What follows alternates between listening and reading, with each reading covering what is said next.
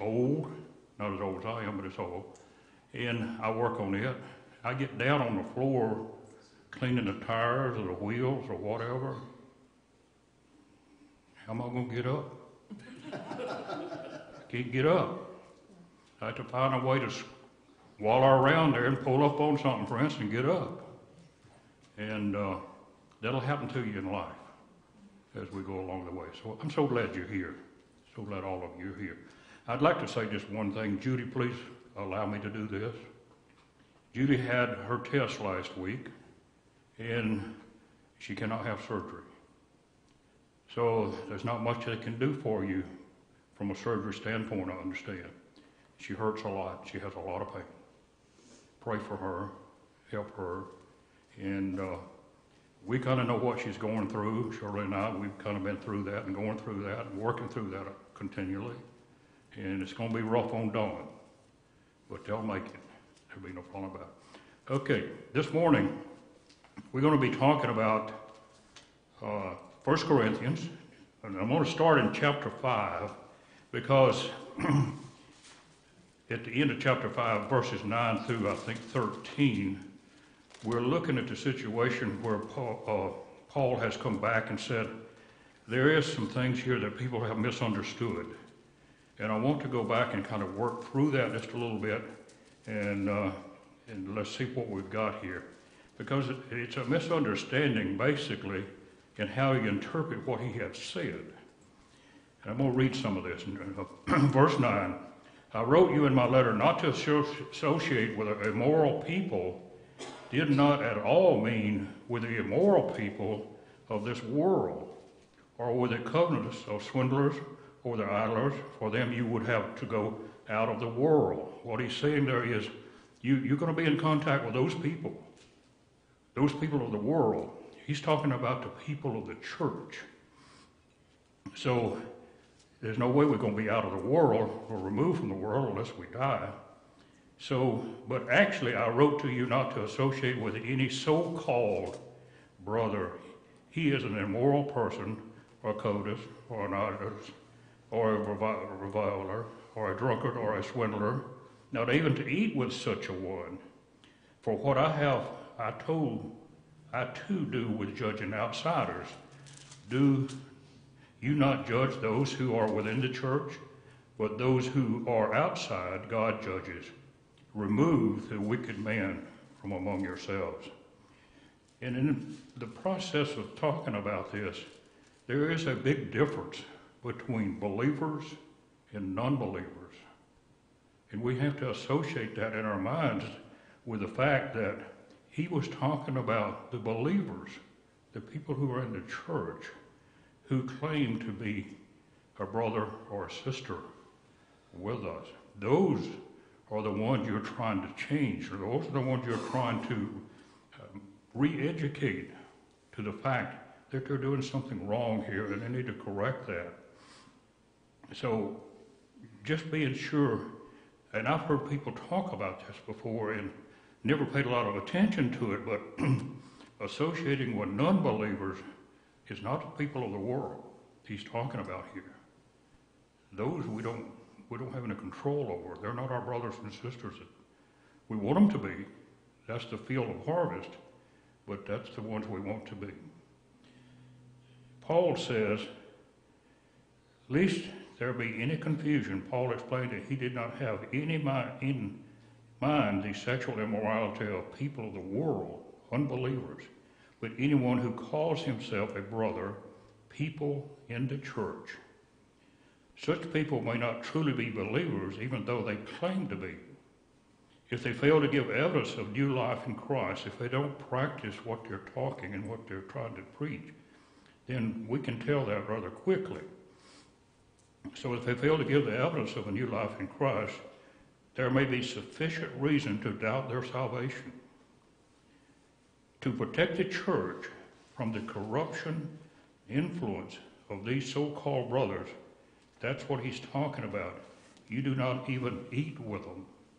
You do not associate with them. You do not eat with them. Immoral or greedy, idolatry, slanderer, drunkard, or swindler, as Paul was to write in this letter, bad company corrupts good character. Chapter 15:33. So Paul concluded that we have no right to judge those people outside the church at this point. We're not judging those people. So the pretense of becoming a Christian or being a Christian is left to God to judge and judge only. Even so, the church must judge those inside the church. Any questions or thoughts on that? It just seemed to be a little bit of confusion there as I read about it, and the more I read, the more I saw confusion, and interpretation of that could be a little bit troublesome for some people. Any comments? He used the phrase, expel the wicked man from among you. You alluded to the legal language in Deuteronomy. In Deuteronomy chapter 17, verse 7, and a couple of other places there, in the Old Testament, when you remove someone or expel someone from the church, that was usually done by execution. That was kind of bad, pretty rough stuff. But that's the way it actually happened. And in using that phrase and that thought process, what it means is, I think, that God is serious about this. This is not something you play around with. So Paul kind of applied that standard to the wholeness of the church in the New Testament. But the law that we use today is somewhat different by recommending excommunication rather than execution. Big difference there. Nevertheless, the fact he used language typical of death sentences from the Old Testament reflects that he considered excommunication in the New Testament age to be quite serious also. It's not to get rid of people. That's not our purpose at all. It's to bring to their attention the corrections they need to make in their life and bring them back into the fold of Christians in the church. We all need to be disciplined. We all need to understand we're accountable, and we must be held to that. I just had some thoughts along those lines as I was studying that. I see churches today, and I read about churches today, and it's throughout our country and the world. It's almost like the gospel has been allowed to change based on the world's attitude and change. The world no longer needs certain things that we got in the gospel. The gospel didn't change. The Bible hasn't changed. It is what it is today, yesterday, and tomorrow. No changes. So if we take that into consideration, we always have to go back to the Bible and apply the Bible to anything we want to talk about. We're going to move into chapter 6 here in just a minute. It's about suing our brother. And when we make an application about suing our brother, we're going to talk about that quite, extensively if you want to. But the church must stand guard against corruption. The church cannot be influenced by outside sources or changes in our moral thinking, or the people of the world seems to think in some cases they've become smarter than God. We don't need some of those things He's given us anymore, but that's not true. We should grieve. We should be utterly destroyed, basically, the sins, over the sins, for the sake of the church, spiritual health, when a sinner has to be removed from the church or has to be dealt with by the church. That's probably one of the most painful things that could ever happen to a church. I would dare say most of you probably have not ever seen that happen. I have seen it once. It is awful. It is awful. But it has to happen from time to time to maintain the standard of guarding our church and keeping the purity in our church the way it should be. Any questions? I know I'm not doing that good a job, so you need to talk to me just a little bit. So that I wanted to kind of clear up there. Now let's move on into chapter 6. Chapter 6, actually Paul's discouraging everyone to use a lawsuit. Now we're talking about lawsuits among brethren, brother to brother, not outside people, unbelievers. We can't do that. But the question in a nutshell, should Christians sue one another? Anybody want to take a stab at that? I think it fairly plainly says no. Not in a court, not in the world's court. True, not in the public court.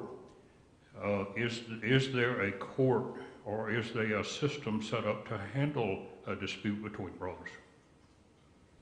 Yes. Certainly is. But it happens all the time. It happens all the time. Christians suing Christians. It happens throughout the world today. It happens, it's so common. It happened in Corinth. It happens everywhere. And we don't stop to think sometimes we're violating the law of God. In doing so, sometimes we lose sight of the fact, and I like to use the phrase, we're running towards destruction. We're running fast towards destruction when we do things that we shouldn't do in violation of the Bible, or violation of God. The church must stand guard against corruption. I said that earlier, I'll say it again, and you'll probably hear it again. The practice that we do sometimes is not fitting for the church, and it must be dealt with accordingly. Keeping the church pure, we always want to do. Chapter 6, verse 1. Does any one of you, when he has a case against his neighbor, dare to go to law before the unrighteous and not before the saints? Or do you not know that the saints will judge the world? If the world is judged by you, are you not competent to constitute the smallest law court? Do you know that you will judge angels? That is the believers. How much more matter of this life? So if you have law courts dealing with matters of this life, do you appoint them as judges who are of no account in the church? So when you're looking at disputes between the brethren, and it happens, you don't want it to happen, but it does happen. But there's a deeper problem when that happens, most likely. And I'll just go ahead and say, they probably don't understand the gospel. They're having problems understanding the gospel because now we have a believer suing a believer. Well, they take that case before the public court. That judge, most likely, will not be a believer. So you're going to take believers' issues and put them before a non-believer judge to make a decision for you. Does that sound reasonable? Does that sound like something we should do? Yes, sir. I was going to say, it also kind of goes against if we really truly love one another as we should, especially within a congregation at that point, there's no way you could take somebody to court. It could get to that point where you disagree enough, but if you're truly doing what you should do, you should know in your heart. I'm not gonna. If me and Fred got into it over something, Yeah. It led to I'll just sue you. We both are in a bad way. We're not. We got other problems too. That's the deeper issue that we're talking about here. We have to understand that we settle our differences among ourselves. We're the people who can do that. We don't want some outsider doing this for us who is a non-believer. That's not the case here. We want a believer. It's among ourselves. But if we understand the gospel properly and make the application like Todd's talking about, we probably wouldn't be in that dispute to start with. We just simply wouldn't be there. So that's kind of the way I see that part of it. Yes, sir. If you have love for one another like Christians should have, you probably wouldn't have caused an offense, between the two to begin with. Mm-hmm. And it probably, and it seems like that's something that, like you say, if you love one another, you can resolve it, you can work it out. Yeah, if we love one another, we decide to do the right things, and we understand the teaching and the gospel, we won't do that. We wouldn't go there to start with. Because I think as anybody in here I could sit down with and resolve an issue. It not only shows that when you have people within the church that have an ability to get along with each other, but one of the big things that it reflects too that we don't always look at is people on the outside, those people of the world that are looking You're at right. us. You say, why do I want to be a part of that group? Because they can't even get along with each other. They're suing each other, and Fred. I'm just gonna say, a lot of times the business end of it, you don't really know if you're suing your brother or not. Sometimes, Mm-hmm. he's with a corporation and, you're not suing him exactly, but you're suing, he may be the owner of that corporation. Yeah.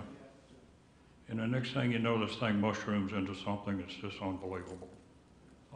And then there's strife, and there's hatred, and there's all these things that starts taking place within the church just because two guys didn't agree on something and refused to settle it themselves. And that's kind of a good point, like if I ate a hamburger at Jack's that had lead in it, Mark. But now, if I approached you and you said, man, that's on us, I don't know. Yeah. I don't think that's what that's saying here. No. I think it's a dispute. Yeah. Yeah. We settle our own issues, and we handle our own issues. But deeper than that, we don't ever find ourselves trying to get into that issue or finding ourselves into that issue. And it sometimes will present itself in a way that we might disagree. But can't we disagree and yet get along? Can't we be fellow Christians, fellow people? And I feel like I can come to you and talk to you about anything. We may never leave this totally agreeing, but we settle it in a mind of where I understand where you're coming from. Hopefully you understand where I'm coming from. How you two ladies doing? Good? Don't let me put you to sleep. Okay. Good. Okay. Any other questions or thoughts? Because I'm not giving you the total answer here, because dispute, you can sue somebody. It doesn't say you can't do it, but it's saying not to do it. It's stop it. That's what Paul's telling us to do. Yes, sir. Yes. But why would you want to sue somebody when everything you own is temporary? Everything you own, everything is just temporary. I didn't quite understand. Why do you want to sue somebody when disputes can be settled? Everything you own is just temporary. Mm-hmm. You know. Well, when I think what he's looking at here is there's more to it than just simply suing somebody. The church has kind of lost its direction to some degree in how they manage. If we discipline and do the things that we should do to make the church pure and healthy, that probably won't ever happen. We never let it get that far. They never let it get that far. But you let sin creep into the church in any degree that you want to. It's like putting leaven in the bread. It permeates. It moves throughout the church in a way that it affects the church, and it will destroy the church if you let that continue and let that happen. So the jobs that these elders have is protecting us, keeping us away from Satan, keeping us away from these problems. And sometimes we may have to sit down, go talk to them, and let them straighten us out a little bit here. So it's a discussion issue to help settle this. Mark, you got a comment? Well, I mean, I think this goes a little deeper than what we've been talking about. Let's say, for instance, I did business with Fred and defrauded him out of hundreds of thousands of dollars. So at that point, he's got a choice. He can just forget it, or he can bring it before, he talks to me and I'm not paying it. Then the text says he's to go before the church. So at that point, the elders or the church would get together and hear the sides. And I believe if they found that I had defrauded Fred, then I would be obligated to make that right as his brother. If I still said no, then I think that that's where church discipline should come in. Yeah. And at some point, I would be withdrawn from, and I would no longer be his brother. Mm-hmm. And then he might possibly be able to go to court. Right. But Right. that's his choice. He could let it go, or he could Yeah. proceed, and I think that's what the text is teaching. You're exactly right. I think the other side of that coin is, and you mentioned hundreds of thousands of dollars. There comes a point when you're not willing to accept that loss. You're not willing to say, I'm going to forget that. It could beyond that. But now, you can go to civil court over murder or things of that nature. That's not the church's job to settle that part, things of that nature. So where that line actually comes to would be after the church can't handle it. They just simply can't make the decision. But all of us should be able to make that decision as a believer and as a Christian with what Paul calls trivial things. Trivial things. That's where the real problem starts, is the trivial things. Things that we shouldn't be worried about to start with. Just like you said, the little things is what causes the big problems throughout the church. Understanding the gospel is absolutely necessary. Thank you, Board. Anybody else? Let me get back up here where I can see what I'm reading.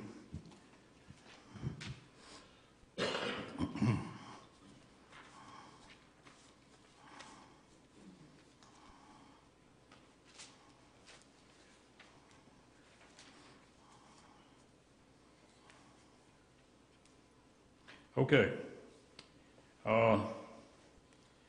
Paul says that first off, there was two things that the Corinthians had forgotten.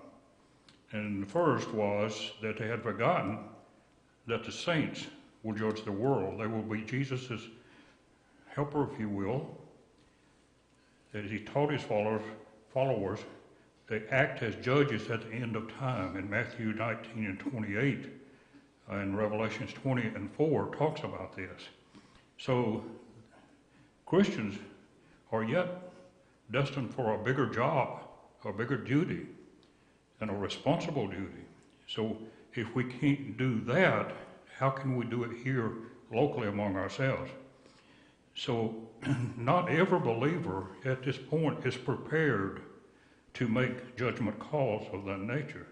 That's the reason, from what I understand, that Paul never really talked about. In fact, I can't find where he used the word take it to the elders.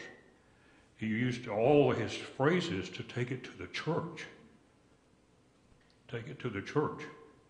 So what would be the vehicle for you to take it to the church? If you have a problem and you have a dispute and you want it settled, what's your vehicle to do that? Any thoughts on that? I think it's laid out, I think it'd be like if you had a brother you thought was in sin, you'd go to him first personally. If that didn't work, then you take 2 to 3 witnesses with you, and then you take it to the church or the elders. Yeah. So I think that would be the process. I think that's true. A church with elders, I think when you do those steps, Yep. you're going to wind up on the doorsteps of the elders. Yep. So I had a question also. Yes, sir, I'm sorry. So, no, so it's interesting to me that we will be judges in a letter, in of angels and Yeah. worldly issues. But I think to me, the real meaning of that is that we'll be using this as the law. Well, And yeah, that is your law. that's Yeah. the law, and so all we'll be doing is applying this law to whatever. So it's not like we've got to know the law. You got to understand. I mentioned that earlier. You got to understand the gospel. Yep. The more you understand the gospel, the more you can make application. Yep. So the thing that, and I'm like you, I was kind of startled at that. Yeah. That we're going to. But he also goes on and talks about the people who are not quite prepared yet to do this. I mean, a new convert may not be prepared to do this. But by the same token, he tells us that even that person who has little training and little knowledge at this point in life is better to judge you than an outside unbeliever judge. Isn't that startling just a little bit? He's better prepared because he's a believer. He believes in the scripture. He obviously knows something about it. He's accepted it. He's better prepared to do it than a legal judge outside. Any question? Thought? What was that? Some noise? Oh, okay. So, in that vein of thought, it has to be within the church and the people to settle the issues here. Spencer, do you have a thought? Yeah, at least you're talking about a new convert. At least he submitted to give his life to Christ, and that would be make him more capable of making a good judgment than just somebody Exactly. who didn't care. Even a well-trained legal person outside, he can make a better judgment from the church's standpoint because he knows the truth.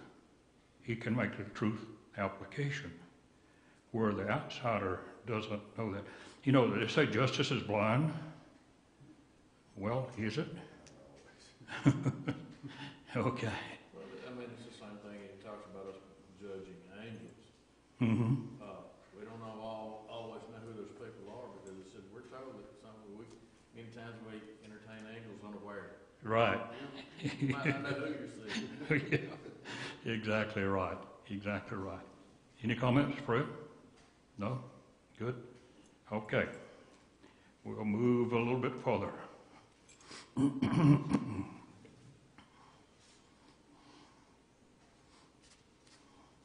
As I said earlier, keeping the church pure. That's our whole point, and that's our whole game here.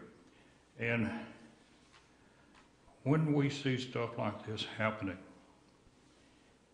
we shouldn't be afraid to bring it to somebody's attention or go and talk to the person that you think is having this problem and settle or discuss it in a way that we can get it settled. Don't let it fester. The more it festers, the more it grows, the worse it gets, the more people it involves, and the end result is it's just one big turmoil.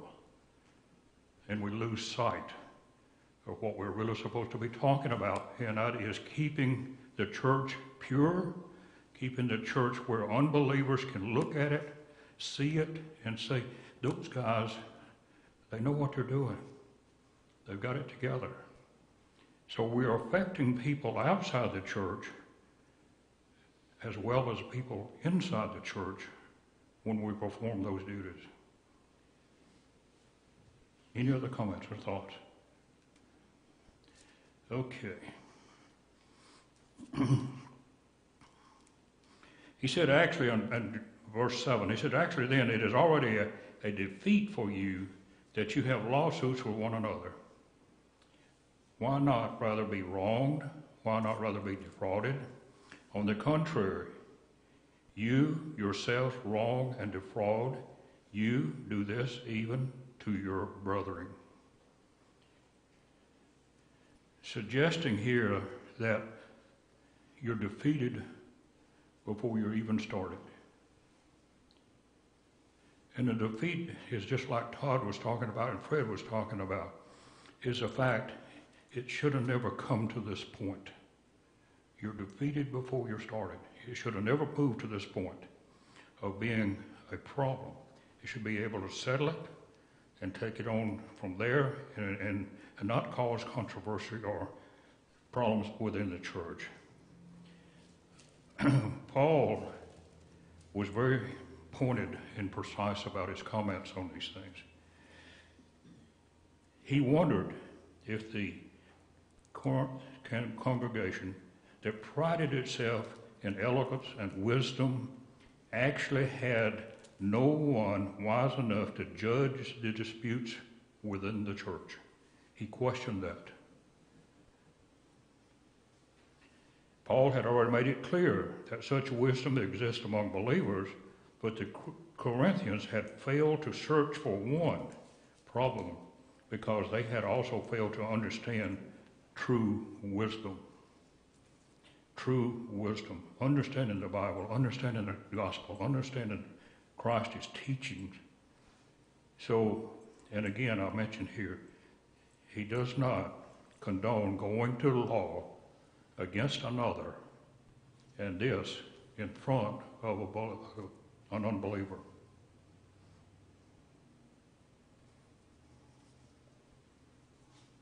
Any questions? None? So the root of the whole problem is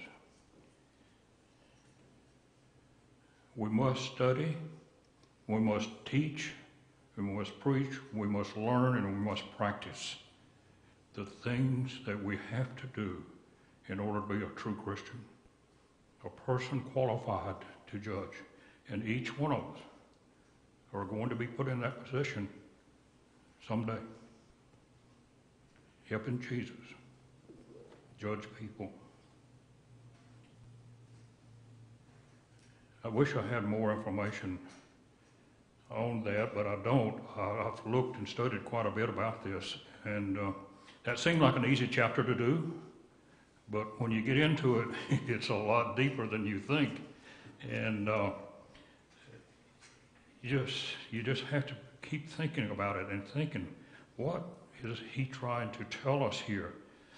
That these people who claim to be Christians and are inside the church, we have to recognize that and to deal with that in a way that we don't have, we just don't have that going on in the church. And I think that's just one thing Paul was really serious about, because it's not profitable for that to happen to us. We've got a little bit of time left here. I want to move on now, if you have no other questions, over to, let's see here, verse 12, in chapter 6, verse 12. All things are lawful for me, but not all things are profitable. All things are lawful for me, but I will not be mastered by anything. That in itself was really challenging for me, to think about that. All things are lawful for me, but not all things are profitable. All things are lawful for me, but I will not be mastered by any. When you look at that and you think about it, we've all been washed, sanctified, and become a child of God. We are believers. And what we do at that point does not give us the freedom to do anything we want to. We still have limitations. But I think what you're looking at here is they're really talking about immorality. It says food is for the stomach, and the stomach is for food. But God will do away with both of them. Yet the body is not for immorality, but for the Lord, and the Lord is for the body. Now, God has not only raised the Lord, but will also raise us up through his power in the future. So we have to think about this in the manner of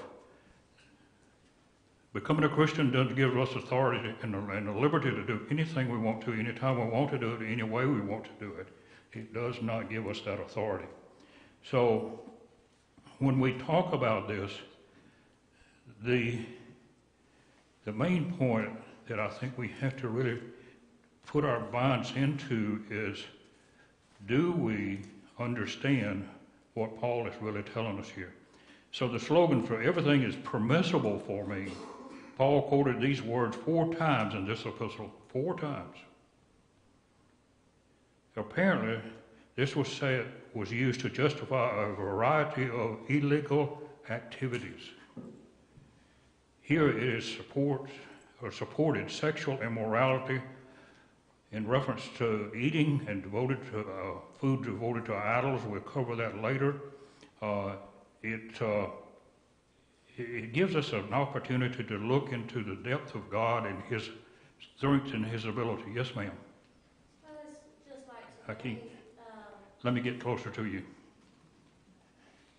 just like today, we have the right to, the freedom to be liberty, happiness, and all that. But not all that is helpful for us. Not all of that is beneficial to us, right? Is that what you're saying? Yeah. We have the freedom of liberty to worship freely, and that's good. We also have limits on what we can do from a standpoint of not doing the things like we should. So freedom is good, and it comes to us through the Bible in a way that we can better understand it.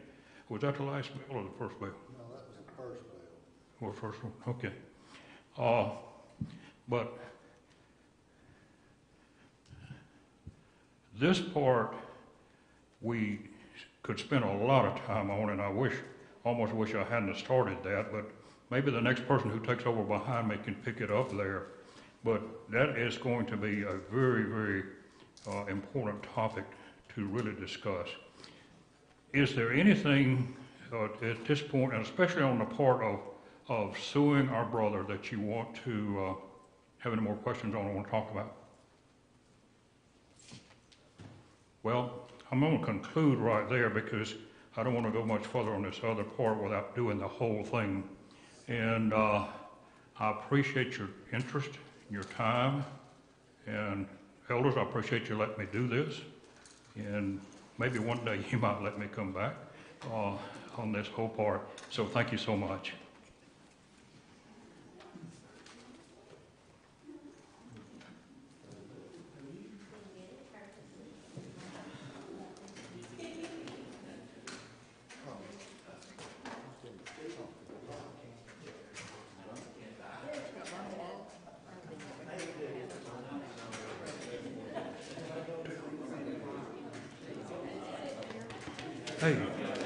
Hey, buddy.